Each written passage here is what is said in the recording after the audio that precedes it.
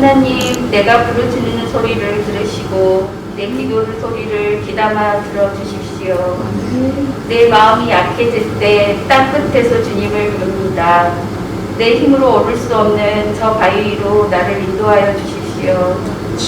주님은 나의 피난처시요 원수들에게서 나를 지켜주는 견고한 망대이십니다. 내가 영원토록 주님의 장막에 머무르며 주님의 날개 아래로 피하겠습니다. 주님은 나의 하나님, 주님께서 내 소원을 들어주시고 주님의 이름을 경외하는 사람이 받을 유업을 내게 주셨습니다. 왕이 나를 더하여 주시고 왕의 해를 더하여 주셔서 오래오래 살게 하여 주시기를 원합니다. 주님 앞에서 우리 왕이 오래도록 왕 위에 앉아있게 하시고 주님의 한결같은 사랑과 진리로 우리 왕을 지켜주시기를 원합니다.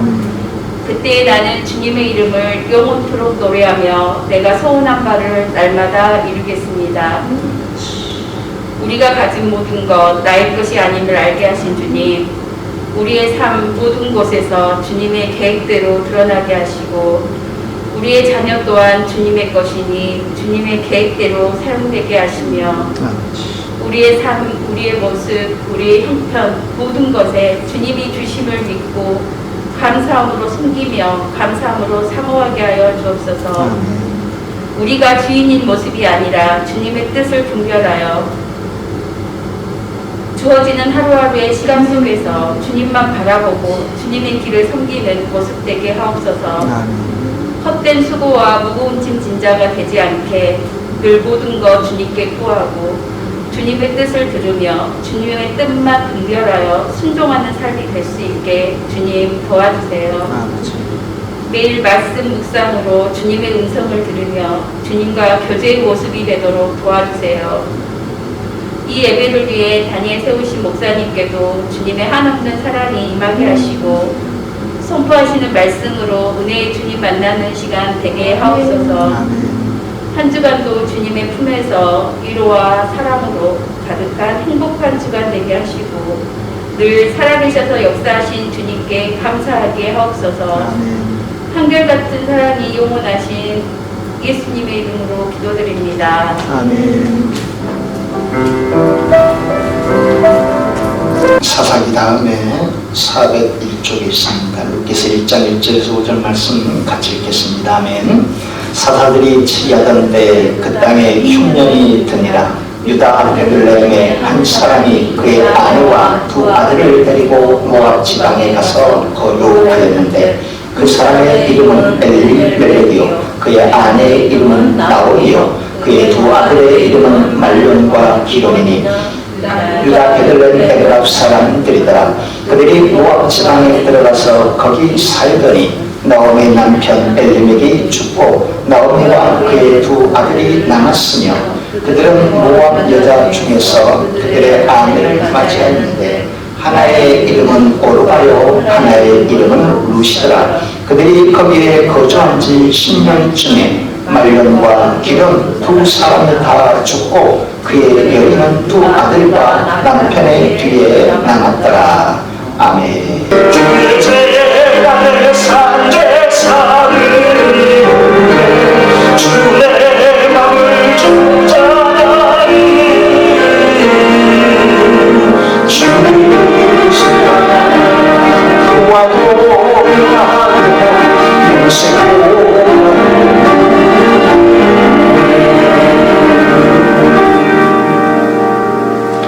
2021년 우리 교회 표는 세움입니다.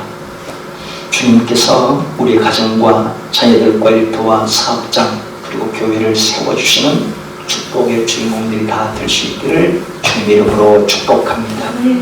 세운다는 말은 실은 자란다는 말과 같지 않겠습니까? 들에 백합화도 겨자씨도 자라야 세울 수 있기 때문에 말입니다. 유아기 시절에 세례 요한이나 어린 시절에 예수님도 자라야 세움받을 수 있듯이 말입니다.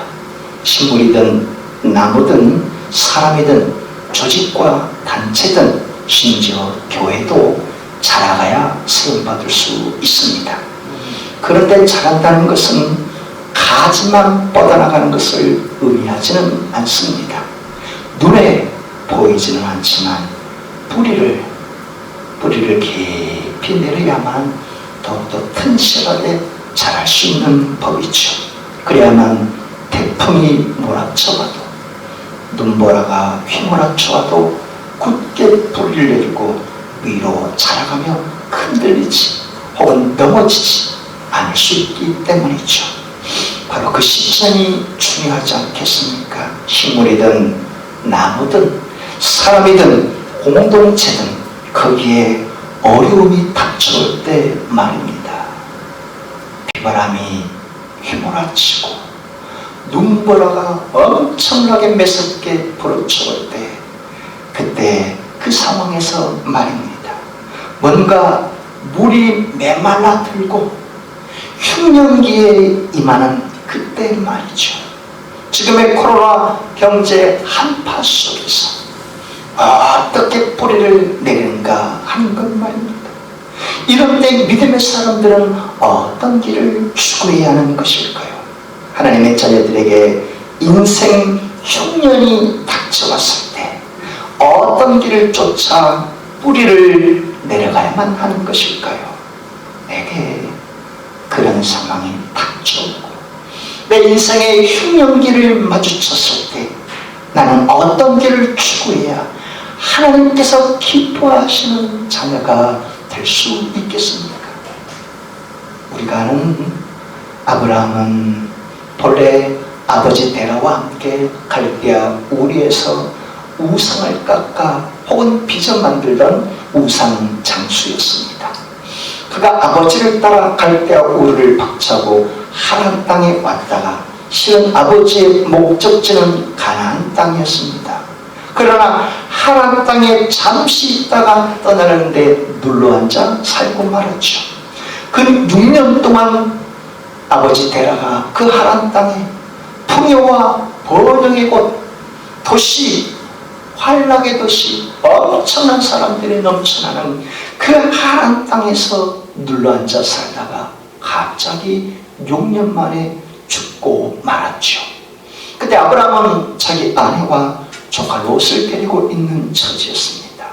그런 상황에 어쩌면 부모를 잃고 의지할 데 없는 그 상황의 하란 땅에 하나님께서 그때 직접 말씀으로 찾아와 주셨죠. 창세기 12장 1절에서 2절 말씀입니다.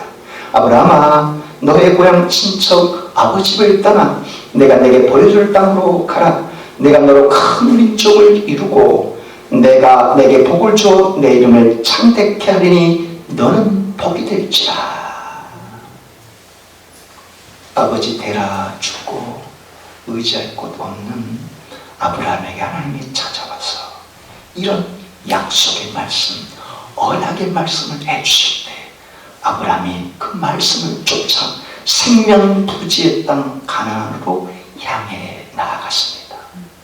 하지만 정작 그 땅에 하나님의 말씀을 쫓아 당도했을 때 집 한 채, 밭대지기 한 평도 없는 처지였습니다. 그래도 아브라함은 그곳에 하나님의 약속의 말씀이 구현되고 실현될 것을 믿고 곳곳에서 제단을 쌓아 하나님께 영광을 돌리며 살았죠. 그런데 그 땅에 흉년이 찾아올 때였습니다. 그때 아브라함이 어떻게 했습니까? 아브라함은 흉년의 때에 언약의 말씀, 약속의 말씀을 붙잡고 그 땅에 믿음의 뿌리를 내리기보다 자기 살길, 자기 욕망을 찾고자 애굽 땅으로 내려가 버렸죠. 창세기 12장 10절의 말씀입니다. 그 땅에 기근이 들었으므로 아브라함이 애굽에 거류하려고 그리로 내려갔으니 이런 그 땅에 기근이 심하였습니다. 흉년이 닥쳐왔을 때 이 속에 하나님의 뜻이 무엇인가? 굶주림이 닥쳐왔을 때, 경제적인 한파가 몰아칠 때 이 상황을 주관하고 계신 하나님은 내가 어떻게 하기를 원하실까? 이렇게 묻고 기도하며 나아가기보다 자기 살 길을 찾아 자기 욕망을 찾아 애굽 땅으로, 죄와 사망의 땅인 애굽 땅으로 내려갔던 것이었죠. 그래서 어떻게 되었습니까? 오히려 더 큰 환난만 가중되는 아브라함이었죠. 그곳에 내려갔을 때 자기 아내를 빼앗기고 자기 생명마저 위협받을까봐 자기 아내를 여동생이라고 속였는데 졸지에 애굽의 왕 파라오에게 아내를 빼앗기고 말았죠. 이런 수치스러운 이런 대환난을 겪는데 하나님께서 그래도 사랑하셔서 이 모든 일을 중재해 주시고 마무리 지어 주셨습니다. 그때 아브라함이 무엇을 깨달았겠습니까? 내가 하나님의 뜻을 구하기보다 이 약속의 땅, 언약의 땅, 믿음의 자리 속에서 하나님이 어떻게 하시길 원하십니까? 묻고 기도하고 간구하여 하나님의 응답을 받기보다 당장에 내 살 길을 찾아 죄와 사망의 세상으로 나아갔을 때 오히려 더 큰 수치와 환난만 당했구나. 이 길이 하나님이 기뻐하시지 않는 길이었구나 하는 것을 그때서야 깨닫지 않았겠습니까? 하나님께서는 내 인생의 흉년 가운데도 통치하시고 충만하신 분이기에 이 속에서도 믿음의 자리를 떠나지 않고 더 깊은 믿음의 뿌리를 내기를 원하시는 하나님이셨구나. 그리고 이 기간이 떠나면, 이 기간이 지나면, 이 기간을 통과하면 하나님께서 복을 주시겠다고 약속하신 말씀을 성취하셨을 것이구나. 나중에서야 후회하고 깨달은 아브라함이었습니다. 하나님의 자녀들인 우리에게 그런 인생 흉년이 닥쳐왔을 때 우리는 과연 어떻게 해야 하겠습니까? 그런 상황에서 우리가 취할 수 있는 길이란 아브라함이 깨달았던 그 길을 추구하는 것, 거기에 해답이 있지 않겠습니까?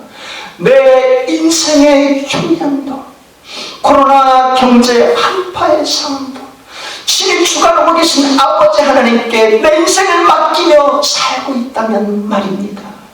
그 어떤 인생 속에서도 오직 믿음의 뿌리를 더 깊이 내리는 자를 하나님이 더 긍휼히 여기지 않겠느냐 하는 것이죠. 그렇지 않고 당장 나보기에 좋은 길을 취하여 세상으로, 세상의 탐욕과 욕망일로 자기를 막자고 떠나버린다면 아브라함처럼 더 큰 혼란만 가중되는 그런 삶이 닥쳐온다는 사실이죠. 이런 모습은 사사시대도 마찬가지였습니다. 사사시대라는 요수아 총사령관이 죽은 이후에 이스라엘 백성들을 총괄할 영적 지도자가 없는 시대를 말합니다.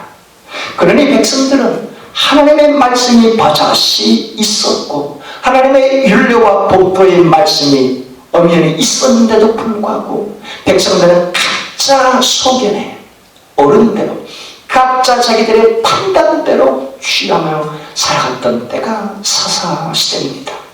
사사기 17장에 나오는 유다 지파의 베들레헴 땅에 사는 레위 청년도 마찬가지였죠.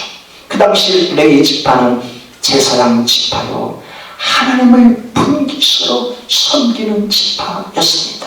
그러니 다른 12개의 지파들에게는 다 땅을 분할해 줬지만 레위 지파는 하나님을 섬기는 성막에서 봉사하고 섬기는 까닭에 그들에게는 단 땅덩어리, 그들 지파만 사는 땅덩어리를 할당해 주지를 않았습니다. 레위 청년도 그런 경우였죠. 다만 그 레위 지파 전체 수가 몇만 명에 달하는 레위 지파 전체 수가 실로에 있는 성막에서 봉사하기는 그 수가 너무 많기 때문에 24회 반차를 나눠서 쭉 섬기고 또 들어가 섬기고 나와서 살 거주지가 필요했던 것이죠. 그 까닭에 12개 지파의 땅덩어리 가운데 48개의 목초지 성읍을 레위 지파 성막에서 봉사하지 않은 다른 사람들이 48개 성읍에 살도록 하나님이 배려해 주셨던 것이죠. 왜 하필 목초지 성읍이었는가? 이스라엘 백성 각 지파별로 할당받은 그 지파의 사람들이 제사 드리러 나올 때 양과 소와 염소를 가지고 나오는데, 바로 그 레위 지파 사람들이 48개의 성읍에서 목초지 성읍에서 양과 염소와 소들을 기르면서 살도록 하기 위함이었습니다. 그 레위 청년도 그런 경우였죠. 그래서 베들레헴 성읍, 목초지 성읍에 이 레위 청년도 살고 있었던 것이죠. 그런데 그가 베들레헴 땅을 박차고 그 위쪽 베냐민 지파를 거슬러 올라가 에브라임 지파의 미가의 집에 찾아갔습니다. 성경에 그 이유는 나오지 않지만 아마도 먹고 살아갈 것이 넉넉지 않아 흉년을 맞이해서 자기 성읍을 박차고 하나님이 지정해 주신 목초지 성읍에 믿음으로 임하고 기다리기보다 당장 먹고 살 것을 찾아 그 유다 지파 위쪽에 베냐민 지파 더 거슬러 올라간 에브라임 지파의 미가의 집에 찾아갔던 것이었죠. 그만큼 목초지 성읍에 할당받은 그 믿음의 자리에서 믿음의 뿌리를 내리기보다 그는 자기 살길, 자기 욕망을 위해 박차고 나가버렸던 것이죠. 그때 그가 어떻게 하는가? 그 에브라임 선지의 미가의 집에 찾아갔을 때 그 집주인 미가가 이보시오 청년, 여기 먹을 것이 많이 있어. 입을 옷도 넉넉하고, 그러니 내가 옷도 우유도 식량도 그리고 금은보화도 줄 테니 우리 집에 제사장이 되어주시오. 그 제안에 실깃하여 먹고 살 것이 해결되고 금은보화까지 준다고 하니 그 집에 제사장으로 눌러앉게 된 것이요, 하나님이 기뻐하시는 그 나름의 우상 숭배자로 전락해버린 것이었습니다. 그런데 웬걸 더 웃기는 일은 그 이후에 그 에브라임 미가의 집에 베냐민 지파 사람들이 떼거지로 몰려들었습니다. 그리고 제안을 합니다. 레위 청년, 이 한 집에 제사장으로 있어서 되겠어? 당신은 더 능력 있는 사람이 아니오. 그러니 우리 지파를 따라가서 이 어마어마한 우리 지파의 제사장이 되어주시오. 이 집보다 더 많은 것을, 더 많은 은근보화를 줄 테니 우리와 같이 가십시다. 그때 그 레위 청년은 뒤도 돌아보지 않고 곧바로 베냐민 지파 엄청난 부귀영화가 보장된 그곳을 향해 단숨에 떠나버린 청년이었습니다. 이런 모습이 사사기 17장 18장뿐만 아니라 19장과 사사기 전체에 이르러서 나오는 내용의 모습입니다.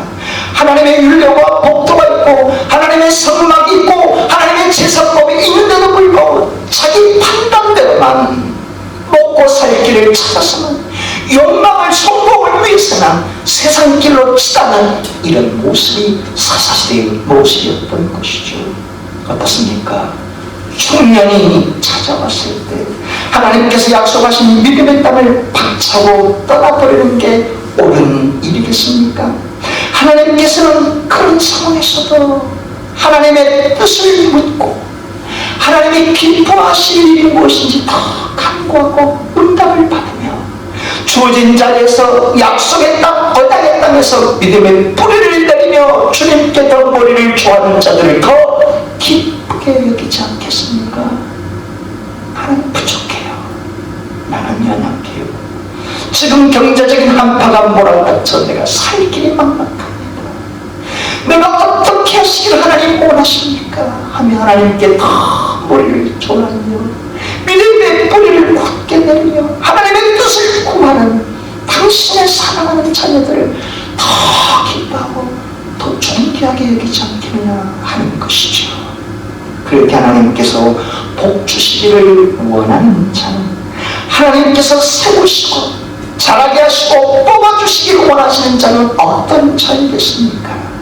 인생 기근과 흉년과 경제적인 한파가 몰아닥쳐올지라도 하나님의 뜻을 구하며 지금 주어진 자리에 믿음의 뿌리를 굳게 내리는 자들을 하나님이 세워주시고 자라게 하시고 뽑아주지 않겠습니까? 하나님께서 그런 자들을 더 복되게 여기시기를 원하신다는 사실이죠. 오늘 본문의 말씀을 통해 우리에게 일깨우시는 주님의 메시지가 바로 이것입니다. 오늘 읽은 룻기서도 실은 사사들이 치리하던 때에 벌어진 상황입니다. 이 배경은 유대 땅 베들레헴이란 히브리어로 베이틀레헴, 떡집을 가리키는 말로 이스라엘 유다 땅에 다른 어떤 지역보다 먹을 게 풍부한 떡집, 넉넉한 땅의 장소였습니다. 예수님께서도 이 베들레헴 땅에 신이 태어나셨죠. 예수님은 생명의 떡으로 이 세상에 오신 분이셨기 때문에 유대 땅 베들레헴에 태어나신 것이었습니다. 그 언약의 땅, 그 약속의 땅, 그 축복의 땅에 한 가족 식구들이 살고 있었습니다. 엘리멜렉, 나의 하나님은 왕이십니다. 얼마나 멋진 이름입니까? 나는 이 세상에 어떤 것도 필요 없습니다. 하나님만이 나의 왕이십니다 하는 엘리멜렉이 남편이요 호주요 가장입니다. 그의 아내는 나오미, 나의 기쁨입니다 하는 뜻으로 하나님의 선하시고 인자하심을 기뻐합니다. 이 얼마나 멋진 이름의 여성이요 어머니의 이름이겠습니까? 그런데 그 가정의 아들들에게는 말년과 기론이 있는데 첫째 아들 말년은 병약하다는 뜻이요 둘째 아들 기론은 수척하다는 뜻입니다. 그 아름다운 땅 베이틀레헴 땅에 가정을 이루고 하나님을 왕으로 섬기고 모든 주권을 내어맡기는 누가 봐도 신앙의 가정 같은데, 그런데 안타깝게도 첫째 아들은 병약하고 둘째 아들은 막 말라가는 안타까운 가정의 모습이었습니다. 이런 속에 그 가족 식구들이 어떤 결단을 합니까?